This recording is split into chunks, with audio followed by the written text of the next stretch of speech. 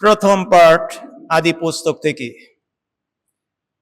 আকাশ ও পৃথিবী সব কিছু সৃষ্টি করার পর প্রভু ঈশ্বর মাটি থেকে ধুলো নিয়ে তা দিয়ে মানুষকে গড়ে তুললেন এবং তার নাকে ফু দিয়ে তার মধ্যে প্রাণের নিঃশ্বাস জাগিয়ে তুললেন। মানুষ তখন হয়ে উঠল সজীব এক প্রাণী। তারপর প্রভু ঈশ্বর পূব দিকে এদেন নামে একটি স্থানে গাছপালা পুঁতে একটি উদ্যান তৈরি করলেন। তার গড়া সেই মানুষকে তিনি সেখানে রাখলেন। প্রভু ঈশ্বর সেই উদ্যানটির মাটি থেকে এমন সব গাছের জন্ম ঘটালেন যেসব গাছ দেখতে চমৎকার, যেগুলো ফল খাদ্য হিসাবে ভালোই। উদ্যানটির মাঝখানে তখন বেড়ে উঠল জীবন বৃক্ষ আর সেই সঙ্গে ভালো মন্দ জ্ঞানের বৃক্ষ। প্রভু ঈশ্বর স্থলভূমির যে সমস্ত জীবজন্তু সৃষ্টি করেছিলেন তাদের মধ্যে সবচেয়ে দ্রুত প্রাণী ছিল সাপ। সে একদিন নারীকে বলল, ঈশ্বর কি সত্যি এই কথা বলেছেন? এই উদ্যানের কোনো গাছের ফল তোমরা খাবে না? নারী সাপকে উত্তর দিল, আমরা এই উদ্যানের যে কোনো গাছের ফল খেতে পারি, শুধুমাত্র যে গাছটি উদ্যানের মাঝখানে রয়েছে সেটির ফল সম্বন্ধে ঈশ্বর বলেছেন, তোমরা তা খাবেও না, ছুবেও না, তাহলে তোমরা কিন্তু মরবেই মরবে। তখন সাপ নারীকে বলল, কখনো না, তোমরা মরবেই না। ঈশ্বর তো ভালোভাবেই জানেন যেদিন তোমরা ওই ফল খাবে সেদিন তোমাদের চোখ যেন খুলেই যাবে, তোমরা দেবতার মতো হয়ে উঠবে, ভালো মন্দ জানতে পারবে তোমরা।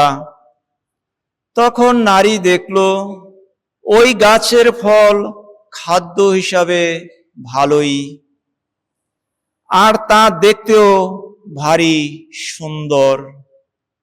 তাছাড়া বোধ বুদ্ধি পাবার ব্যাপারে তার তো একটা আকর্ষণও রয়েছে। তাই সে তখন গাছ থেকে কয়েকটি ফল পেড়ে নিয়ে নিজে খেলো, পাশে দাঁড়ানো তার স্বামীকেও দিল, আর সে তো খেয়ে নিল। আর তখন তাদের দুজনেরই চোখ খুলে গেল। তাদের হঠাৎ খেয়াল হলো যে তারা উলঙ্গ। তাই একটা আঞ্জির গাছের পাতা একসঙ্গে জুড়ে নিল।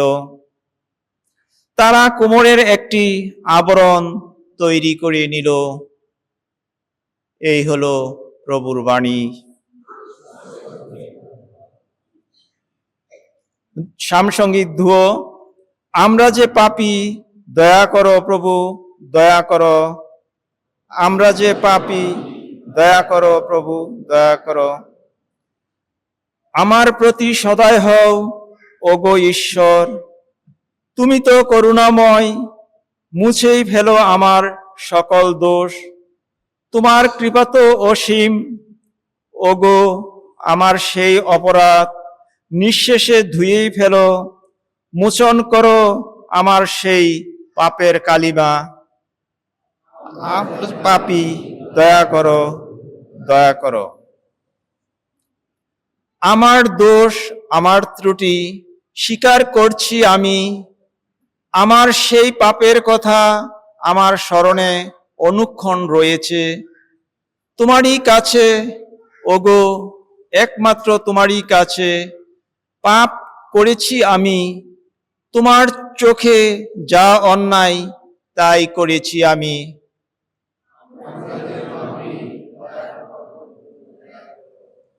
ওগো ঈশ্বর, আমার মধ্যে রচনা করো নির্মল অন্তর, এখন এক সুদৃঢ় প্রাণ বক্ষে আমার নতুন করেই জাগিয়ে তোলো তুমি। ওগো, তোমার সামনে থেকে আমায় তুমি ঠেলে দিও না দূরে, অন্তর থেকে ফিরিয়ে নিও না তোমার পূর্ণ প্রেরণা।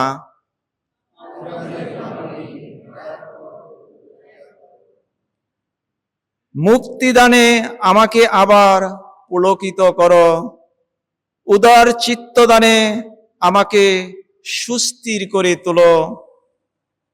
হে প্রভু, এখন অবারিত করো আমার ওষ্ঠধর, আমার মুখ গেয়ে উঠুক তোমার স্তুতিগান।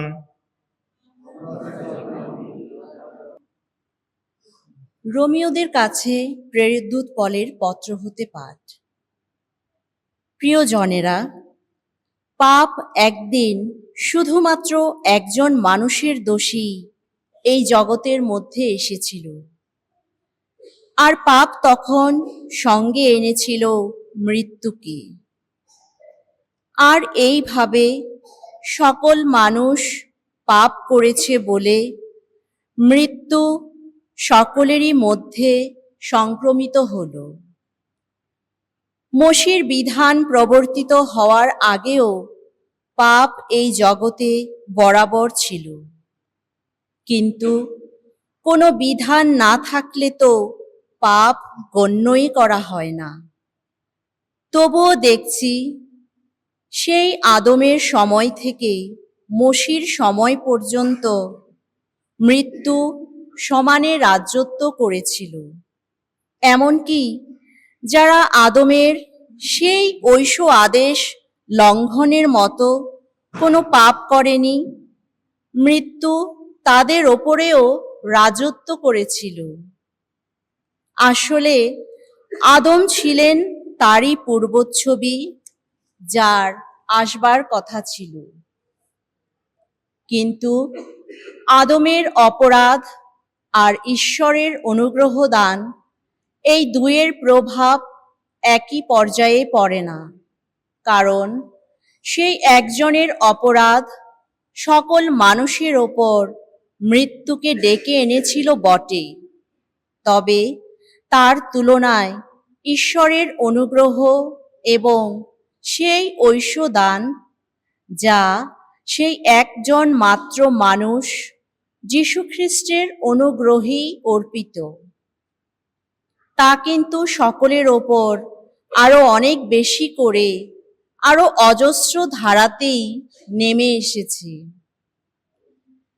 তেমনি সেই একজনের পাপের ফল আর সেই ঐশ দান, এই দুটিও কিন্তু একই পর্যায়ে পড়ে না, কেননা সেই একটি মাত্র পাপ কর্মের জন্যে যে বিচার হয়েছিল, তার ফল দাঁড়িয়েছিল মানুষের প্রতি দণ্ডাদেশ।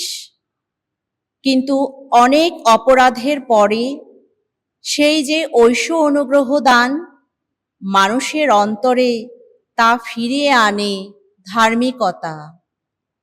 আসলে একজনের অপরাধের ফলে সেই একজনেরই জন্যে প্রতিষ্ঠিত হয়েছিল মৃত্যুর রাজত্ব, কিন্তু যাদের অন্তর ঐশ অনুগ্রহ আর সেই ধার্মিকতা দানের অজস্র ধারায় প্লাবিত, নবজীবন রাজ্যে তাদের রাজত্ব আরো কতই না সুপ্রতিষ্ঠিত হবে সেই একজন যীশু খ্রিস্টেরই জন্যে। তাহলে দেখা যাচ্ছে, একজনের অপরাধ যেমন সকল মানুষের ওপর দণ্ডাদেশ ডেকে এনেছিল, তেমনি একজনেরই ধার্মিক আচরণ সকল মানুষের অন্তরে আবার এনে দেয় ধার্মিকতা, এনে দেয় নবজীবন। কেননা একজনের অবাধ্যতায় সকলেই যেমন পাপী হয়ে উঠেছিল, তেমনি একজনেরই আনুগত্যে সকলেই আবার ধার্মিক হয়ে উঠবে। প্রভুর বাণী। মানুষ কেবল রুটি খেয়েই পারে না কো বাঁচতে, প্রভুর উক্তি পাথেয় করে পারে বেঁচে থাকতে।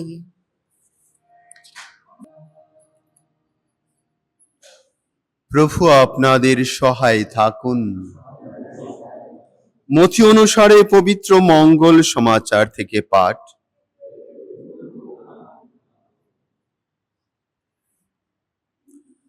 যিশুর দীক্ষা স্নানের পর পবিত্র আত্মা তাকে নিয়ে গেলেন মরু প্রান্তরে, কেননা সেখানে শয়তান তাকে নানাভাবে প্রলোভনে ফেলতে চেষ্টা করবে।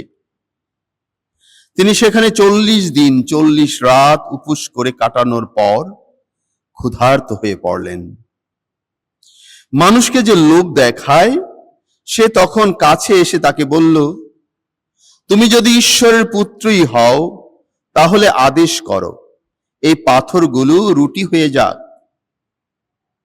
উত্তরে যিশু তাকে বললেন, কিন্তু শাস্ত্রে যে লেখা আছে, শুধুমাত্র রুটি খেয়ে নয়, বরং ঈশ্বরের শ্রীমুখ থেকে উচ্চারিত প্রতিটি বাণীকে সম্বল করেই মানুষকে বেঁচে থাকতে হয়। শয়তান তখন তাকে নিয়ে গেল পুণ্য নগরীতে, আর সেখানে তাকে মন্দিরের চুড়োয় দাঁড় করিয়ে বলল, তুমি যদি ঈশ্বরের পুত্রই হও তাহলে নিচে ঝাঁপিয়ে পড়ো। শাস্ত্রে তো এই কথা লেখা আছে, তোমার বিষয়ে তিনি তার দিব্য দূতদের নির্দেশ দেবেন, আর তোমাকে দুহাতে তুলে ধরে বহন করবেন তারা, পাথরে তোমার পায়ে যেন কোনো আঘাত না লাগে। তখন যিশু উত্তর দিলেন, শাস্ত্রে এই কথাও তো লেখা আছে, তোমার ঈশ্বর স্বয়ং প্রভুকে কখনো পরীক্ষা করতে যেও না। শয়তান তখন তাকে আবার নিয়ে চলল। তাকে এবার আনলো একটা খুব উঁচু পাহাড়ের উপর।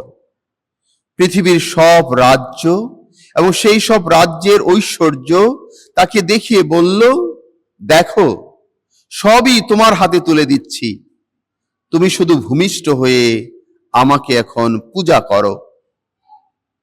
যিশু তখন তাকে বললেন, দূর হও শয়তান, শাস্ত্রে তো লেখা আছে, তোমার ঈশ্বর স্বয়ং প্রভুকে পূজা করবে, একমাত্র তারই আরাধনা করবে।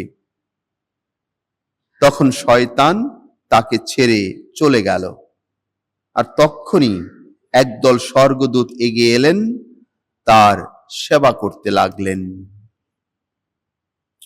প্রভুর মঙ্গল সমাচার।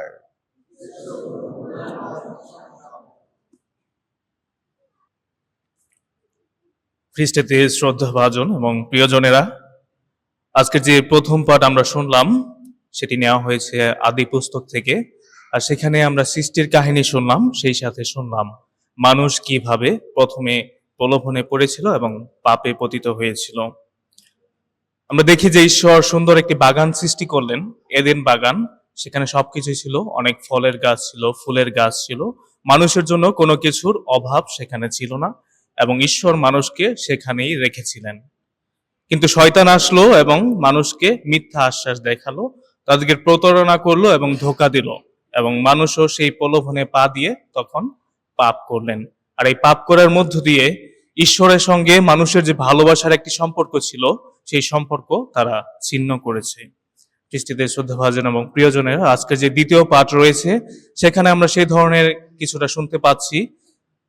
প্রেরিত দূত সাধু পল রোমিওদের কাছে তার ধর্মপত্রে সেই কথাই বলছেন যে যখন আমরা পাপ করি সেটা শুধু আমাদেরকে নয়, বরং আমাদের সামাজিক মর্যাদাকেও ক্ষুণ্ণ করে।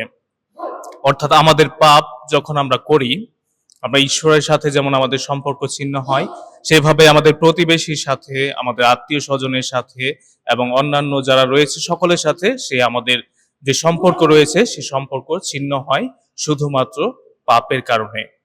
তবে এখানে সাধু পল যে বিষয়টা গুরুত্ব দিচ্ছেন সেটি হচ্ছে, যেমন একজন মানুষের ফলে অর্থাৎ আদমের জন্য পৃথিবীতে পাপ এসেছিল এবং মানুষ এখন পাপে পতিত হয়, ঠিক তেমনি ভাবে দ্বিতীয় আদম অর্থাৎ সেই যীশু খ্রিস্টের গুণে আমরা সকলেই পাপের ক্ষমা লাভ করে থাকি এবং ঈশ্বর আমাদেরকে সুযোগ দেন অনুতাপ করার জন্য। খ্রিস্টদের শ্রদ্ধাভাজন এবং প্রিয়জনেরা, আমরা মানুষ হিসেবে সকলেই দুর্বল এবং আমরা সহজেই পাপে পতিত হই। তবে পাপ বা প্রলোভন কিভাবে জয় করতে হয় সেই শিক্ষা আজকের মঙ্গল সমাচারে আমরা লাভ করছি। আমরা দেখছি যে যীশু 40 দিন উপবাস করার পরে ক্ষুধার্ত হয়ে পড়েছিলেন এবং সেই সময়টা অর্থাৎ তার দুর্বলতার সময়টা শয়তান গ্রহণ করলো এবং সেই সময় তাকে প্রলোভন দেখালো যে পাথরগুলোকে যীশু যেন রুটিতে পরিণত করে, অর্থাৎ তিনি যেন তার সেই ক্ষুধা নিবারণ করেন তার অলৌকিক শক্তি কাজে লাগিয়ে। কিন্তু যীশু তাকে প্রতিরোধ করলেন, বললেন যে শুধুমাত্র রুটি খেয়েই মানুষ বাঁচতে পারে না, বরং প্রভুর বাক্যকে পাথেয় করে মানুষ বেঁচে থাকতে পারে। খ্রিস্টদের শ্রদ্ধাভাজন এবং প্রিয়জনেরা, যিশুর যে দ্বিতীয় প্রলোভনটি ছিল সেটি দেখি যে আমরা শয়তান যিশুকে মন্দিরের চূড়ায় নিয়ে গেল এবং তাকে বলল সেখান থেকে লাভ দেওয়ার জন্য। আর যিশু এবং শাস্ত্রে বিশেষ করে সামসঙ্গীতে লেখা আছে যে যখন তিনি লাভ দিবেন স্বর্গদূতেরা এসে তাকে ধরে ফেলবেন যাতে তার পায়ে কোনো আঘাত না লাগে। কিন্তু যিশু এখানেও শয়তানকে প্রতিরোধ করলেন এই কথা বলে যে তোমার ঈশ্বরকে কখনো পরীক্ষা করবে না। এবং যিশুর যে তৃতীয় প্রলোভন ছিল সেটি ছিল শয়তানকে পূজা করার বা প্রণাম করার। শয়তান তাকে অনেক ঐশ্বর্য দেখালো এবং জগতের অনেক কিছু সুখ দেখিয়ে তাকে বলল তিনি যেন শয়তানকে প্রণাম করেন এবং তার ফলে সেই জিনিস বা সেই ঐশ্বর্য শয়তান যিশুকে দান করবেন। কিন্তু যিশু খুব ভালোভাবে জানতেন যে এই পৃথিবীর সমস্ত কিছুর মালিক হচ্ছেন স্বয়ং ঈশ্বর এবং তাকেই শুধুমাত্র পূজা করা প্রয়োজন। খ্রিস্টীতে শ্রদ্ধাভাজন এবং প্রিয়জনেরা, আমরা প্রবেশ করেছি প্রায়শ্চিত্তকালে, আর আজকে আমরা রয়েছি প্রায়শ্চিত্তকালে সেই প্রথম রবিবারে এবং আমরা এই যে 40 দিনের যাত্রা শুরু করছি, এই যাত্রাকে আমরা প্রভু যিশুর সেই 40 দিনের মরুভূমিতে যে উপবাস প্রার্থনার সময় ছিল সেটার সাথে আমরা তুলনা করতে পারি। আর যিশু যেভাবে পবিত্র আত্মার অনুপ্রেরণায় সেই দিনগুলো পার করেছিলেন, আমাদেরকেও সেভাবে সেই দিনগুলো পালন করতে হবে।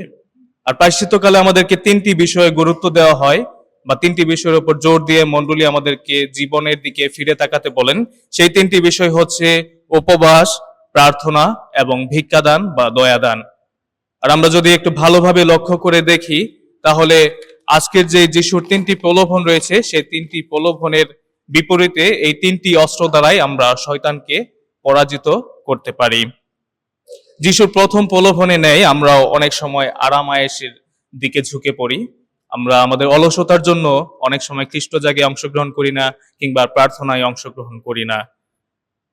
খ্রিস্টদের শ্রদ্ধাভাজন এবং প্রিয়জনেরা, তাই যখন আমরা উপবাস করি, আমাদের শরীরকে যখন আমরা কষ্ট দেই, তখন আমরা সত্যি বুঝতে পারি যে আসলে আমাদের শরীরটা কিছু নয়, আমাদের আত্মার খাদ্যটাই বেশি প্রয়োজন। এবং যিশুর দ্বিতীয় প্রলোভনে নেয় আমরা অনেক সময় ঈশ্বরকে পরীক্ষা করতে চাই। আমরা তাকে বলি ঈশ্বর আমাকে এটা দাও সেটা দাও, আর ঈশ্বর যখন সেটা দেন না তখন তার প্রতি আমাদের বিশ্বাস হারিয়ে যায়। কিন্তু যিশু এখানে বলছেন আমরা যদি প্রার্থনা করি তখন সেই প্রলোভনটা আমরা জয় করতে পারবো। কারণ যখন আমরা প্রার্থনা করি তখন আমরা ঈশ্বরের কাছে শুধুমাত্র কিছু চাই না, বরং প্রার্থনার ফলে আমাদের মনোভাব পরিবর্তিত হয় এবং আমরা ঈশ্বরের ইচ্ছা আমাদের জীবনে মেনে নেওয়ার জন্য সেভাবে প্রস্তুত হই। এবং যিশুর যে তৃতীয় প্রলোভন ছিল সেটি আমরা দেখেছি যে জাগতিক মোহ, মায়া, সম্পদের সেই প্রলোভন। অর্থাৎ আমরা অনেক সময় ঈশ্বরকে রেখে সেই অর্থকে, জাগতিক সম্পদকে পূজা করতে ব্যস্ত হয়ে যাই। আমরা ভাবি যে সেগুলো থাকলেই আমাদের প্রকৃত সুখ হবে। কিন্তু খ্রিস্টদের শ্রদ্ধাভাজন এবং প্রিয়জনেরা, আসলে আমাদের প্রকৃত সুখ ঈশ্বরে নিহিত, সেই জাগতিক মোহমায়া কিংবা সহায় সম্পত্তিতে সেটা নিহিত নয়। আর শয়তান প্রতিনিয়ত নতুন নতুন ভাবে নতুন নতুন কৌশল অবলম্বন করে আমাদেরকে সেই প্রলোভন দেওয়ার চেষ্টা করে থাকে। আমরা মঙ্গল সমাচারে যেভাবে দেখেছি যিশুকে শয়তান প্রলোভন দিচ্ছে, কিন্তু শাস্ত্রের একটা উক্তি সে বলছে যে শাস্ত্রে তো এভাবে লেখা আছে, তাহলে তুমি এভাবে করতে পারো।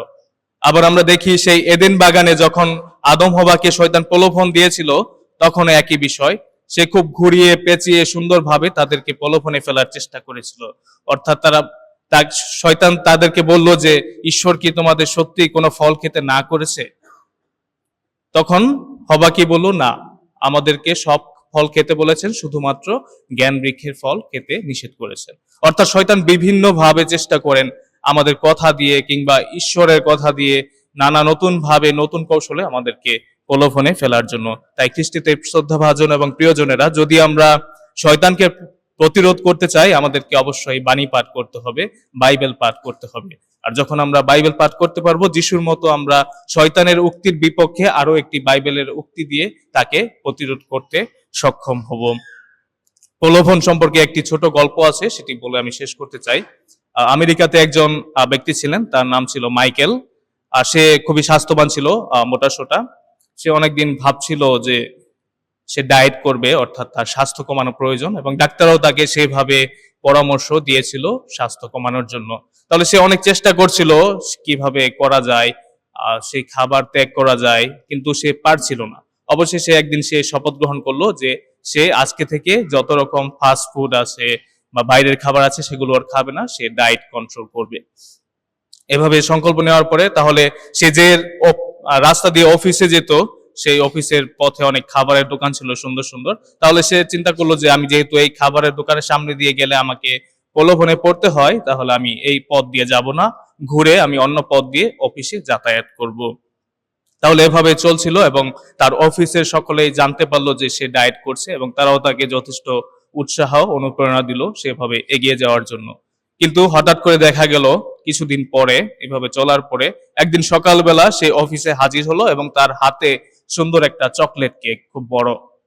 এবং তার অফিসের সকলে খুবই অবাক হলো যে এই ব্যক্তি তো ডায়েট করছে, কিন্তু এত বড় একটা চকলেট কেক নিয়ে আসলো, কেন সে নিয়ে আসলো? তখন তারা সবাই তাকে জিজ্ঞেস করতে থাকলো যে কেন আপনি এই কেকটা নিয়ে এসেছেন।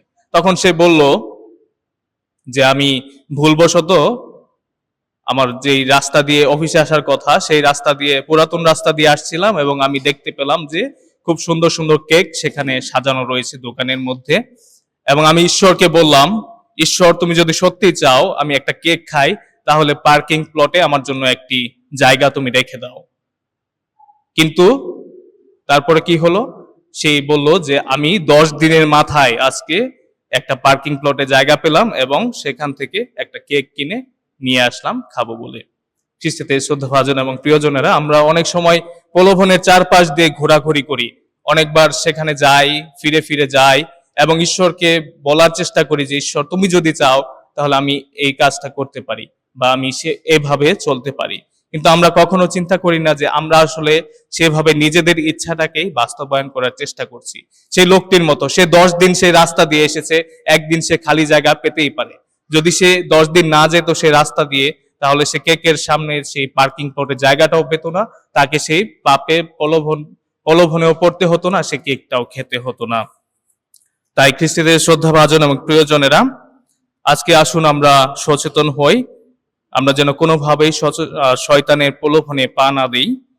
তাহলে যদি আমরা নিয়মিত বাইবেল পাঠ করি, যদি আমরা এই বছর প্রায়শ্চিত্তকালটি উপবাস, প্রার্থনা ও দয়ার কাজে বিশ্বস্তভাবে পালন করতে পারি, তাহলে অবশ্যই আমরা যিশুর ন্যায় শয়তানকে বলতে পারবো, দূর হয়ে যা শয়তান, এবং তখনই স্বর্গদূতেরা এসে আমাদের সেবা করবেন। তাই আজ আমরা ঈশ্বর আমাদের প্রত্যেককে সে শক্তি ও অনুপ্রেরণা দান করুন।